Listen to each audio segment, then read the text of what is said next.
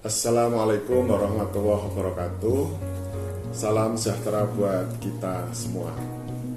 Kali ini saya akan menceritakan atau mengulas terkait dengan bagaimana alur curah hujan kemudian menjadi sumber air sampai di permukaan.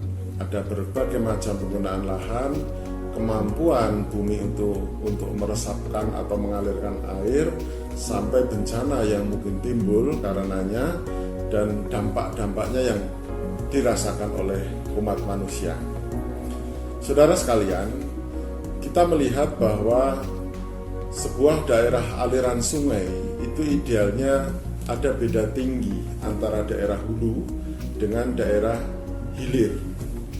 Dari sejauh pengamatan yang saya lakukan dari berbagai tempat yang saya datangi, idealnya beda tinggi daerah aliran sungai di suatu daerah itu minimalnya adalah 1.500 sampai 2.000. Memang bisa ketinggian 1.000, tapi dampaknya biasanya tidak akan menghasilkan sungai-sungai dengan sumber perairan yang debit tinggi.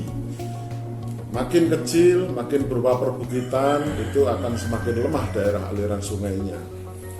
Itu yang terjadi biasanya pada pulau-pulau kecil di mana beda tinggi atau titik tertinggi di pulau itu hanya sekitar kisaran 300 sampai 500 meter di atas permukaan laut. Kita kembali pada kupasan yang pertama mengenai curah hujan. Curah hujan itu timbul bisa karena musim, karena posisinya kita yang berada di antara benua Australia dan benua Asia, juga berada di antara dua samudra. Posisi kita di Khatulistiwa ini menyebabkan banyak curah hujan yang terjadi. Ditambah lagi adalah beda tinggi yang mungkin terjadi adanya curah hujan karena naiknya angin dari tempat rendah ke tempat yang lebih tinggi sehingga mengalami pendinginan. Ini sesuai dengan teori Bragg bahwa setiap kenaikan 100 meter itu akan mengalami penurunan suhu sebanyak 0,8 derajat Celcius. Nah, kita lihat bahwa curah hujan kita ini adalah kombinasi posisi kita antara dua benua, dua samudra, kemudian posisi kita yang kebanyakan berada di garis Khatulistiwa, dan posisi pulau-pulau yang kebetulan mempunyai dataran tinggi berupa perbukitan sampai pegunungan. Kita mengupas dari kondisi yang seperti ini, maka curah hujan yang cukup melimpah diawali dari Sumatera, kemudian makin ke timur makin sedikit. Tapi untuk daerah-daerah yang karena faktor ketinggian, curah hujan yang berada pada dataran rendah itu biasanya makin rendah. Makin tinggi itu curah hujannya akan ikut makin tinggi. Itu yang terjadi. Nah, dari curah hujan itulah kita mendapatkan sumber air dari alam yang berasal dari atas. Nah, sumber air inilah yang kita sebut sebagai sumber air tawar yang bisa dimanfaatkan untuk kehidupan makhluk hidup, baik itu manusia, hewan maupun tumbuhan. Bagaimana pola air yang jatuh dari curah hujan ini? Air yang jatuh pada awalnya akan meresap ke dalam tanah. Seiring waktu, jika tanah itu meresapkan terus menerus, hujannya berlangsung terus, maka tanah akan mengalami kejenuhan. Proses peresapan memang masih berlangsung, tapi akan mengalami perlambatan. Seiring dengan itu, jika curah hujannya tinggi, maka akan terbentuk namanya aliran permukaan atau runoff atau air limpasan. Nah, aliran permukaan ini dalam perjalanannya juga akan ikut meresap juga, sebagian ada yang sedikit menguap, tapi aliran ini pada hakikatnya akan menuju pada tempat-tempat yang lebih rendah yang biasa kita sebut sebagai tubuh air, baik itu sungai, embung, bendungan, ataupun tempat-tempat resapan-resapan yang memungkinkan air itu untuk tertampung di bagian yang lebih rendah. Nah, pola yang alami yang kita lihat dari permukaan bumi ini, kita mengenal konsep ideal dalam konservasi bahwa dataran yang paling tinggi itu biasanya adalah kondisi alami yang kita sebut sebagai hutan lindung. Dibiarkan tutupan vegetasi secara alami seperti hutan primer yang tidak terjamah oleh manusia, bahkan dilindungi dengan undang-undang dengan misalnya statusnya sebagai hutan lindung, agar berfungsi menangkap air yang datang dari langit ini bisa meresap semuanya ke dalam tanah dan hanya sedikit yang menjadi aliran sungai.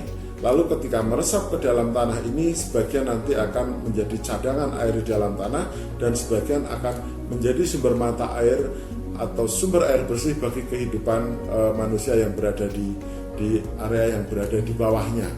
Nah, pola alami ini kemudian di bawahnya itu idealnya baru perkebunan dan lahan pertanian. Setelah itu baru permukiman, kawasan industri, kawasan perkotaan, sampai mendekati kawasan pesisir.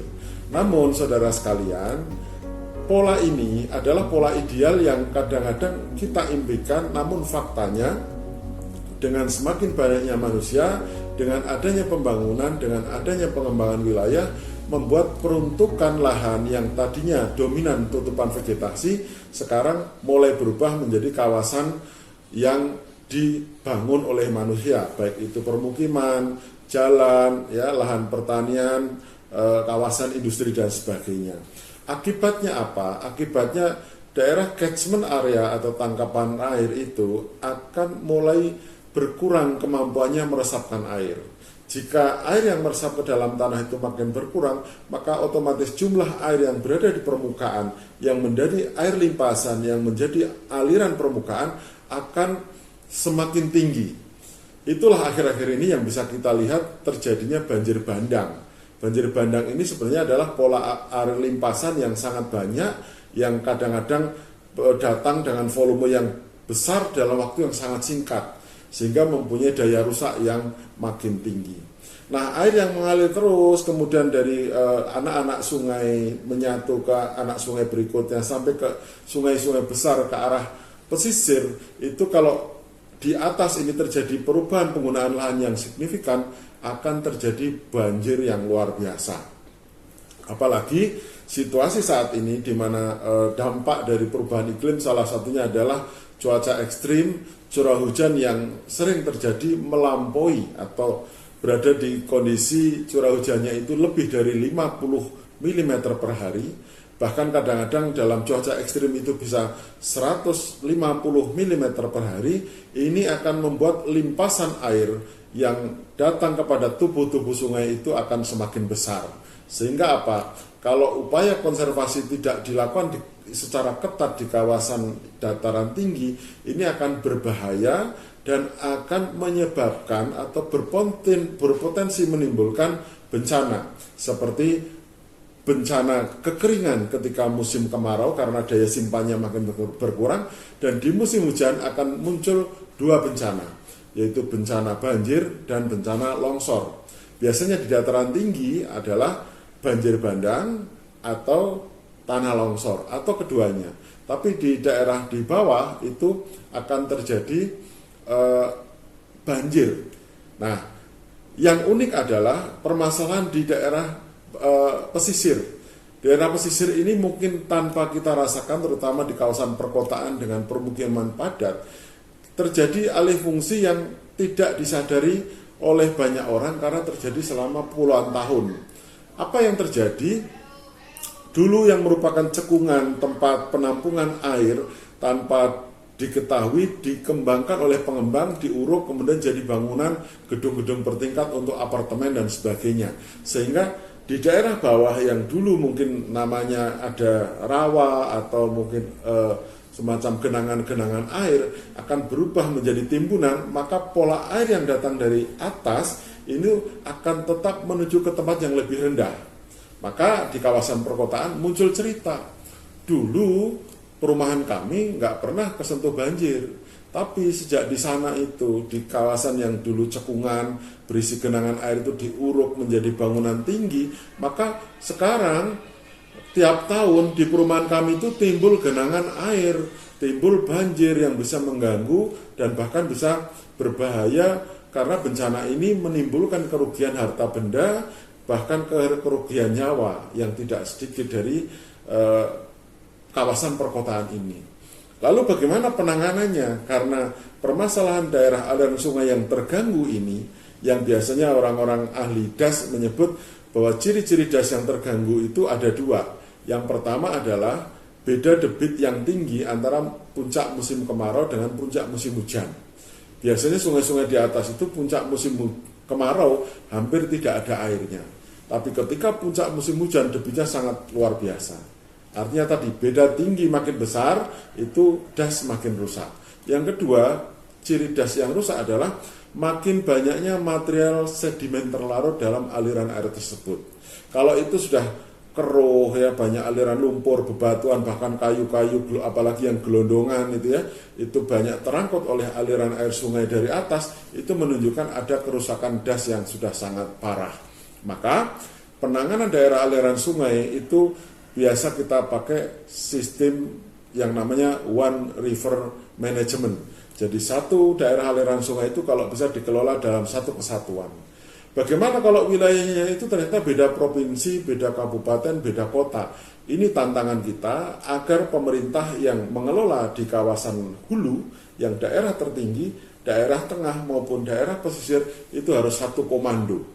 Harus dikelola oleh komando yang ada di atasnya sehingga terjadi penertiban-penertiban yang dilakukan sesegera mungkin.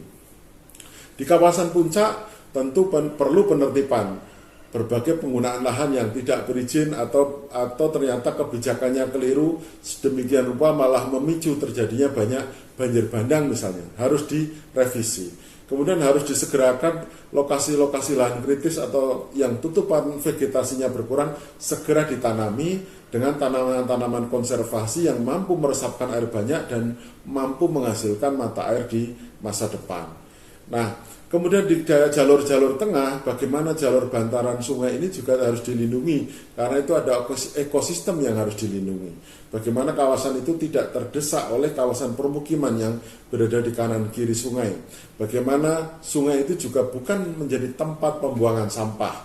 Nah, ini tentu mudah diucapkan teori ini, tapi prakteknya butuh kekuatan tinggi untuk menggerakkan aparat penegak hukum, aparat keamanan, aparat yang bisa menegakkan aturan ini di masyarakat. Dan tentu ini harus didukung oleh level terendah dari komunitas masyarakat di tiap-tiap lokasi.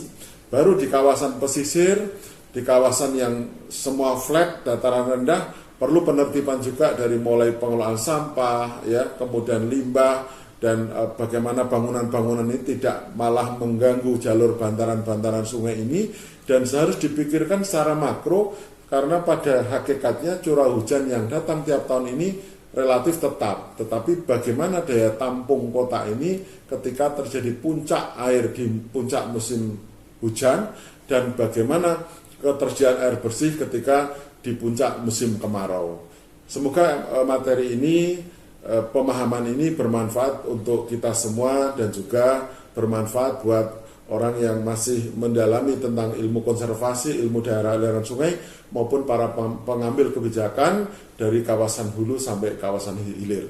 Terima kasih, kurang lebihnya mohon maaf. Wassalamualaikum warahmatullahi wabarakatuh.